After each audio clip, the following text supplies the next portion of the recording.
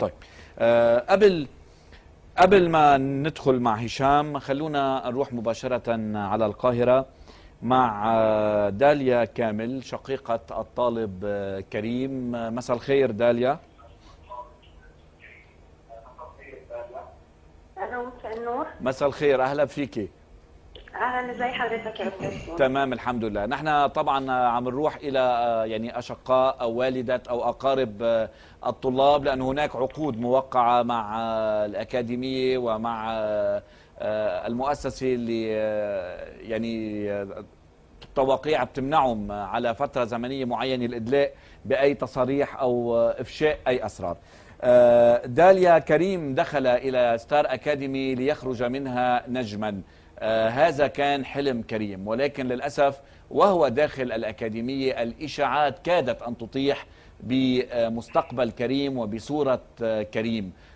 كيف تلقيتوا هذا الخبر وكيف سمحتوا أن يبث ما بث على الهواء حول موضوع كريم؟ والله احنا في الأول يعني جالنا حاجة كده شبه صدمة، لأنه المفروض إن احنا وديناه مكان بيخرج نجوم، ويعني مكان المفروض ان هو يعني المفروض ان هو عندهم امانه هو والطلاب الباقيين. نعم. لكن ده ما حصلش. حبيب قلبي كان جوه مش شايف اي حاجه. استاذ زكريا مع حضرتك اكيد فاكر اليوم اللي انا كلمته فيه وطلبت منه ان احنا ان هو يساعدنا في ان احنا عايزين نخرج كريم من جوه المكان ده. وكلمنا السفارة المصرية في لبنان. نعم. وانتي أنا كلمهم، لأنه طبعا يعني ما احناش من العائلات وما احناش من الناس اللي ممكن تضحي عشان النجومية والشهرة بسمعتهم يعني. صحيح. لا اللي حصل طبعا كان صعب جدا، وهو ما كانش حاسس، يعني هي دي المشكلة. هو طبعا هو والدي جاله يعني كريم داخل الأكاديمية ما سمع الكلام اللي قالته سارة على ما أظن. لا مشاهد ما بيعرف، بس ما عرف أي حاجة ولا كان حاسس بأي حاجة غير لما خرج. يعني هو نعم. يعني احنا بس اللي كنا شايفين، الاضطهاد بعينينا. يعني كان في أيام كريم كان بيجي فيها طول اليوم 5 دقايق. طيب كيف تلقى الصدمة؟ لأنه كريم كان عنده أكبر نسبة من الفانز، يعني دي حقيقة. نعم. داليا هذا الشاب الطامح إلى النجومية وإلى الشهرة وإلى تحقيق حلمه الفني، كيف تلقى الصدمة فور خروجه من الأكاديمية؟ أن إحدى زميلاته وصفته بالشاذ جنسيا على الهواء مباشرة وهو لا يعلم ذلك. والله هو في الأول طبعا كان مصدوم، لأن هو كريم شوية انسان طيب جدا جدا جدا، وبيتعامل فعلا اكيد كل الناس شافت ان هو بيتعامل مع كل الناس بما يرضي الله يعني. نعم. حتى دي دايما كانت كلمته. فجاله صدمه فعلا فظيعه في الاول، وبعدين لما شويه بحب الناس، ولما لقى قد ايه عنده عدد كبير جدا من الفانز، وقد ايه انه في ناس كتير مسانداه ومسانده والدي، ان هو اولا الناس دي مش هتتساب. يعني هي المشكله بس ان احنا ما عندناش دليل على الاكاديميه نفسها، لكن انتوا الطالبتين البنتين مش هيتسابوا يعني. وانا بعلن ده من خلال برنامج حضرتك، واوريدي بابايا ماشي في مش هيتسابوا اي بمعنى مش هيتسابوا اي بمعنى انكم ترفعوا دعوى قضائيه. طبعا. طيب ولكن لماذا قلتي ان لا دليل على الاكاديميه؟ هو الدليل الوحيد اللي عندنا انه الاكاديميه عندها حوالي من 40 ل 50 دقيقه مونتاج بين الهواء وبين الاذاعه. صحيح.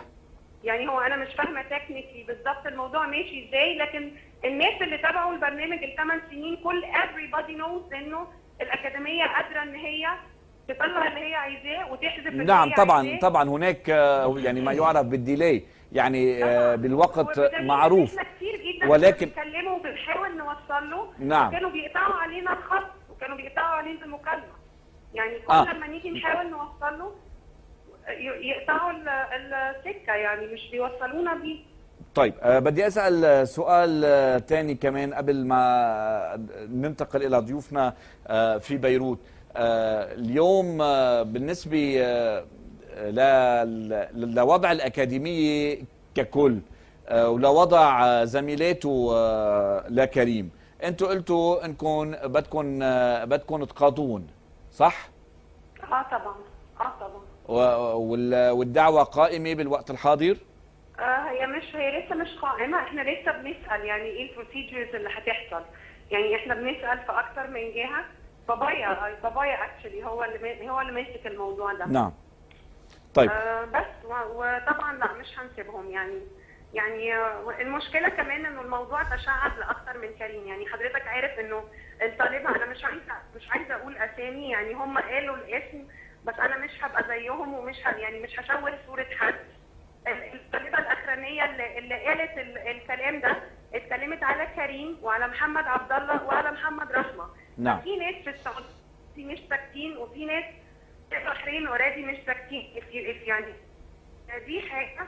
الحاجة الثانية على بنات نفسهم ان هم غير عذراوات. يعني فلانة is on virgin and فلانة is on virgin. يعني هو احنا بنتفرج على برنامج سوري انا متأسفة جنسي ولا برنامج اللي هو فني؟ نعم. يعني خصوصا انه من نعم. ولا تاخدوهم يعني تشوفوا منهم نجوم.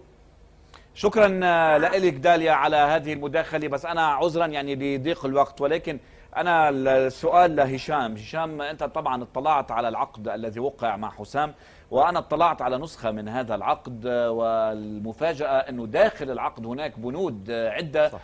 تحذر على الطلاب الإساءة إلى طالب أخرى أو على طالب آخر أو التشهير بطالب آخر صحيح. أو الإساءة بشكل يعني عم نتفاجأ أنه كل الممنوعات الموجودة بالعقد عم تطلع على الهواء بشكل يعني مثل ما قلنا أنه في كلام عن العذرية، في كلام عن الشذوذ الجنسي، في شفنا صورة الطالبة وهي بوضع أنه يعني مشين لإلها. يعني انا بكره بدي يعني انا بكره يقال اليوم في خبريه بالسوق انه هذه الطالبه بالذات مرشحه ان تكون هي نجمه ستار اكاديمي لهذا العام. هيدي الطالبه كيف بدها تطلع بكره توقف على مسرح تواجه جمهور 100,000 وحاطين لها صوره مثل ما شفناها حاطه ايدها بمكان حساس عم بتشم رائحه. هي انه كيف بدها تطلع نجمه؟ هي اول شيء المشكله الكبيره انك انت عم توجه برنامج لنجوم اولا، ثانيا الشريحه الكبيره اللي بتتفرج على البرنامج هي من المراهقين. يعني نعم. اساسا في شيء ما لازم يطلع بكل جوانبه، والاهم من هذا انك انت وانا وداليا والشباب اللي شافوا كل واحد لو ما الكنترول فرجانا نحن ما عرفنا. نعم. فانت لو حافظت على الطلاب كل واحد بسريته، واكاديميه انت تصرفت انك انت ما تحكي وما تحط كونه عندك انت وقت ما في شيء بيطلع عندك لايف على الهواء، لذلك كنت تحاشيت كل هالمشاكل. كنت عرفت انك انت عم توجه لطلاب لشريحه عامه من الشعب. لا كنا سمعنا شيء عن الطالبه ولا عن الطالب ولا يعني بالنهايه هن نجوم، المفروض انت عم تصنع نجم لتطلع صورته الحلوه، النجم بده يطلع بصوره حلوه، ما بده يطلع انت ليش عم تظهر الجانب السلبي؟ اذا في كثير جوانب ممكن الأكاديمية. انت شقيق لحسام، لما يعني لشو تعرض حسام من هيدي المواضيع داخل الأكاديمية؟ حسام بالذات نحن المشكله شو صار معه اشياء مماثله حسام؟ اول شيء نحن المشكله مو بس بحسام، انا بالنهايه عم بحكي كاني مشاهد. نعم. وهذا الشيء ما بيعجبني اولا. لا ثانيا حسام انا بدي احكي عن حسام لانه انت اليوم هون شقيق حسام صار مدير اعماله يعني. حسام صار معه مشكله مع احدى المشتركات. نعم. تخانق هو وياها، في علاقه بيناتهم، بيحبوا بعض، بيتخانقوا وبيتصالحوا من اول البرنامج لاخره 200 مره. نعم. ليش نحن نطلع الفقره اللي فيها عم يتخانقوا مع بعضهم وعم يسبوا بعضهم؟ ما رح نقول عم تسبوا، عم يسبوا بعضهم. بالنهايه البنت انا ما بقبل تطلع صورتها هيك، لو انها عم تتخانق مع حسام، بس انا ما بقبل تطلع صورتها هيك. البنت بنت بلدنا بالنهايه، ما بصير هذا الحكي. بنت بلدنا ولا بنت اي بلد عربي، هن كلهم هالشباب عاشوا مع بعضهم فتره جوا، معزولين عن العالم، اكلين شاربين نايمين، اخوات هن بالنهايه عايشين مع بعضهم. ليش نحن نطلع فضايحهم لبرا؟ ليش ما نطلع اللحظات الحلوه اللي عاشوها مع بعضهم جوا؟ ليش ما نطلعهم عم يتعلموا؟ ليش ما نطلعهم بدروس بفن؟ ليش نحن نختصر فقط لنطلع المشاكل اللي تصير؟ طيب هن تخانقوا 300 مره وتصالحوا 300 مره وطلعوا احباب واصحاب، وهلا هو برا وهن اصحاب. يعني المشكله انه هن اصحاب، بس انت ليش لحتى نطلع نحن بصوره العداء فقط؟ نحن اللي حطوه اساء لنا كعائله. يعني نحن اساسا اللي حطوه اساء لنا كعائله، وقت اللي شفناه تفاجئنا فيه على التلفزيون. الحقيقه انه ما كان ببرنامج ال 24 هذا القناه المباشره، كله ما كان على مدى اسبوع تفاجئنا فيه في يوميات. نحن وقت شفنا اليوميات انا والدتي اخذتها بالليل على المستشفى لانه اللي طلع غير منطقي نهائيا. طب هذا ليش؟ احنا اعتراضنا هون. انت كاكاديميه المفروض انت تتخذي، اذا هذول الطالبين اخطاوا اتخذي اجراءاتك بحق الطالبين.